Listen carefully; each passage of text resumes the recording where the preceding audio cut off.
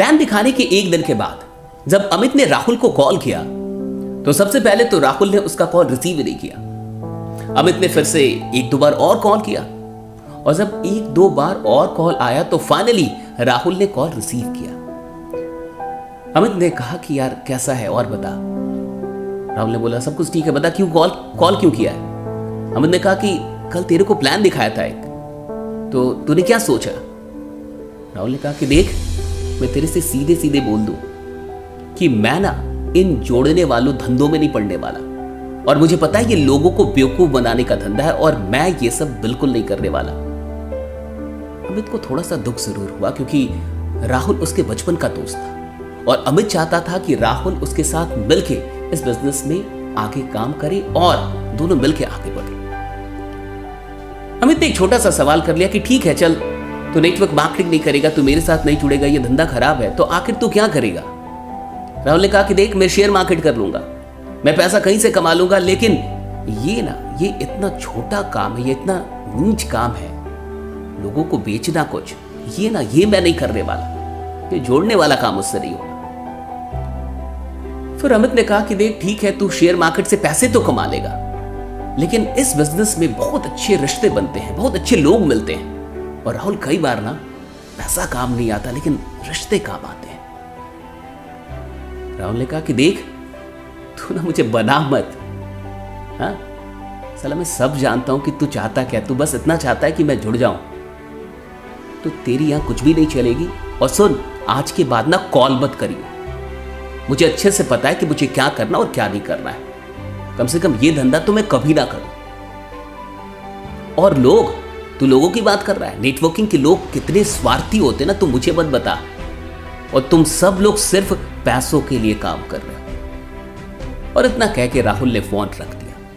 अमित को थोड़ा सा दुख जरूर हुआ क्योंकि अमित चाहता था कि राहुल उसके साथ आगे बढ़े, लेकिन फिर भी अमित के पास कोई ऑप्शन नहीं था। उसने उसको कॉल करना बंद कर दिया क्योंकि वो नहीं चाहता था कि जो दोस्ती है वो भी टूट जाए। और फाइनली अमित अपने काम में लग गया।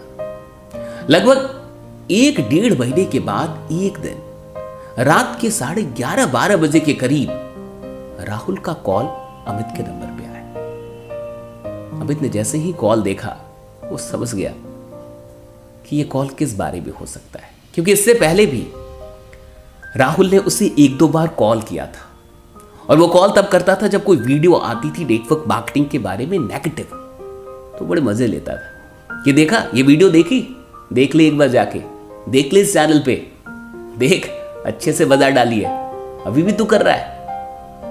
तो अमित समझ गया कि फिर से कुछ ना कुछ यही मामला होगा, लेकिन फिर भी उसने कॉल रिसीव किया और जैसे ही कॉल रिसीव किया राहुल थोड़ा सा घबराया हुआ महसूस हुआ। मामला कुछ और था। राहुल की आवाज में एक गड़बड़ाहट थी और उसने कहा कि अमित सुन, अभी मैं इस हॉस्पिटल में हूं और मेरी माँ को ब्लड की जरूरत है, मेरी माँ बीमार है और अचानक से अभी ब्लड चाहिए और हमें मिल नहीं रहा और ये बी नेगेटिव ब्लड है। अमित ने सीधे कहा कि देख तू जहां है तू जल्दी से मुझे एड्रेस भेज और तू टेंशन मत ले, हम 10 से 15 मिनट में वहां पे पहुंच जाएंगे। वैसे तूने जो हॉस्पिटल बताया मुझे पता है वो कहां पे है, फिर भी तू एक बार लोकेशन भेज दे। अमित ने तुरंत इस मैसेज को अपने ग्रुप में अपने लीडर्स के बीच में सर्कुलेट किया, ऐसे भेजा और 5 मिनट के अंदर एक बंदा मिल गया जिसका ब्लड बी नेगेटिव था। 10-5 लोग तुरंत हॉस्पिटल में पहुंचे 10-15 मिनट में। वहां पे राहुल काफी दुखित, और जब ये सब लोग वहां पहुंचे और कहा कि ब्लड मिल चुका है, ये ब्लड दे। राहुल अंदर से तो बड़ा खुश था, लेकिन उसे कुछ समझ में नहीं आ रहा था कि वो क्या बोले और क्या ना बोले। फाइनली वहां पे उसकी मां को ब्लड मिल गया और कुछ देर के बाद अमित और उसके सारे दोस्त वहां से चले गए। अमित ने जाते जाते राहुल से यह कहा कि देख अगर कुछ भी हो तो हिचकना मत, मुझे फ्रैंकली बताना, कहीं भी कोई भी जरूरत हो तो मुझे फ्रैंकली बताना, हम तेरे साथ हैं।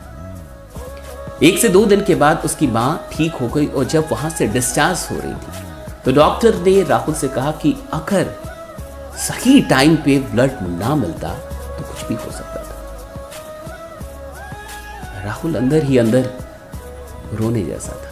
और जब वो घर पहुंचा तो रास्ते भर में वो सोचता रहा कि वो अमित के बारे में क्या सोचता था, वो नेटवर्क के लोगों के बारे में क्या सोचता था। जब वो घर पहुंचा तो उस रात उससे रहा नहीं गया और उसने अमित को कॉल किया।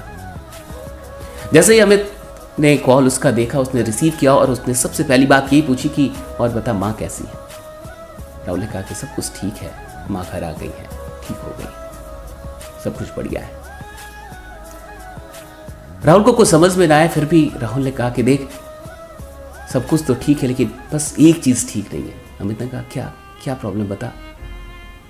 कि तूने मुझे अभी तक जोड़ा नहीं। कहा यार क्या फालतू की बात कर रहा है, तुझे ये काम नहीं कर रहा है और तू ये मत सोच कि हम लोग ब्लड इसलिए देने गए थे या सहायता हम लोगों ने इसलिए की कि हम चाहते हैं कि तेरी जुआनी हो जाए, ऐसा बिल्कुल नहीं है।